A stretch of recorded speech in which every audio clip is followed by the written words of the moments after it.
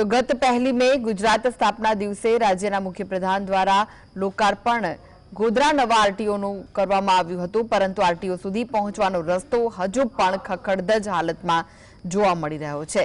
ગોધરા શહેરથી 10 કિલોમીટર દૂર આવેલા ગ્રામ્ય વિસ્તારમાં આવેલી આ કચેરી સુધી લોકોને પહોંચવામાં મુશ્કેલી પડી રહી છે, ત્યારે ત્વરિત આરટીઓ તરફનો રસ્તો બનાવવામાં આવે તેવી માંગ ઉઠી છે।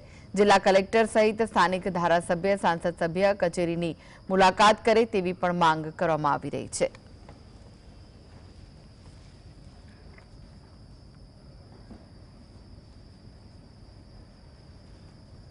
તો આ વિશે વધુ માહિતી માટે જોડાઈ ગયા છે સંવાદદાતા રવિ। રવિ, આરટીઓ કચેરીનું લોકાર્પણ તો થઈ ગયું, પરંતુ ત્યાં સુધી પહોંચવું કેવી રીતે, કારણ કે રસ્તો જ ત્યાં નથી બનાવવામાં આવ્યો?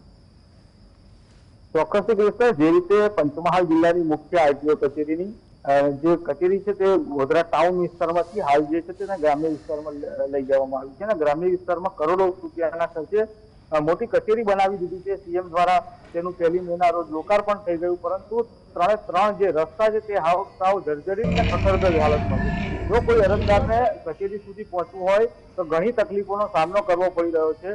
લોકો દ્વારા પણ એક પ્રકારે માંગ કરવામાં આવી છે કે આ જે કચેરીનો માર્ગ છે તે વહેલી તકે નવીન બનાવવામાં આવે, કારણ કે જિલ્લાની મુખ્ય કચેરી છે।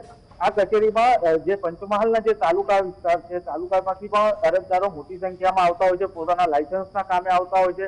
કોઈ વાહન છોડાવવાનું હોય તો આરટીઓ કચેરીમાં જવું પડતું હોય છે, ત્યારે આ કચેરી ગોધરાથી 10 કિલોમીટર દૂર છે, એટલે લોકોને આર્થિક રીતે પણ ભારે બોજો પડી રહ્યો છે, કારણ કે જો કોઈ ગ્રામ્ય વિસ્તારમાંથી આવેલું વ્યક્તિ પાસે કોઈ સાધન ના હોય તો 500 થી 700 રૂપિયા રિક્ષાવાળા જે છે તે ઓટો રિક્ષાવાળા વસૂલી રહ્યા છે, એટલે કે લોકોને ભારે મુશ્કેલી પડી રહી છે। રસ્તાઓ ખખડધજ છે, રસ્તાઓ બન્યા નથી। તે પહેલા કરોડો રૂપિયાના ખર્ચે જે કચેરી છે તે બની ગઈ, કચેરી શરૂ પણ થઈ ગઈ, પરંતુ હજુ સુધી રસ્તા નથી બન્યા, એટલે લોકોને ભારે હાલાકી પડી રહી છે।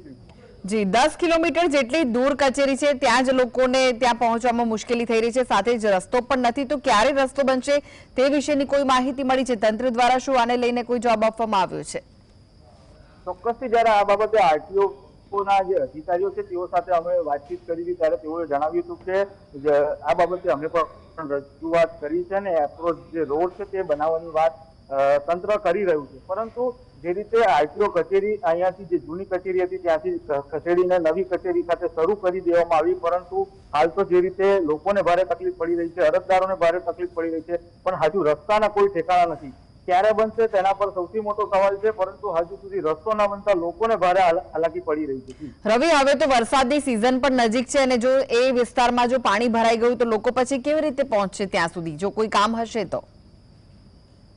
ચોક્કસથી આ ગ્રામ્ય વિસ્તારનો રસ્તો છે ને, અંદર ત્યાંથી જે રસ્તા પરથી પસાર થાવ ત્યારે 2 થી 3 નાળા પણ આવી રહ્યા છે, પણ ખરેખર રસ્તાની હાલત ખૂબ જ દયનીય છે। ખૂબ લોકોને તકલીફ પડી રહી છે, પરંતુ કચેરી જે રીતે કાર્યરત થઈ ગઈ છે, લોકો જેમ તેમ કરીને ત્યાં પહોંચી તો રહ્યા છે, પરંતુ લોકોને આર્થિક બોજો પણ સહન કરવાનો વારો આવી રહ્યો છે। ત્યારે લોકો પણ એક પ્રકારની માંગ કરી રહ્યા છે કે ગોધરાના ધારાસભ્ય અથવા તો સાંસદ સભ્ય અથવા તો જિલ્લા કલેક્ટર આ કચેરીની મુલાકાત લે તો ખરેખર સાચી પરિસ્થિતિ શું છે, સાચી વાસ્તવિકતા શું છે, અરજદારો કેટલી મુશ્કેલીઓ વેઠીને ત્યાં પહોંચી રહ્યા છે, તે સાચી વાસ્તવિકતાનો ખ્યાલ આવે તે પ્રકારની માંગ અરજદારો પણ કરી રહ્યા છે। જી, આભાર રવિ, સમગ્ર માહિતી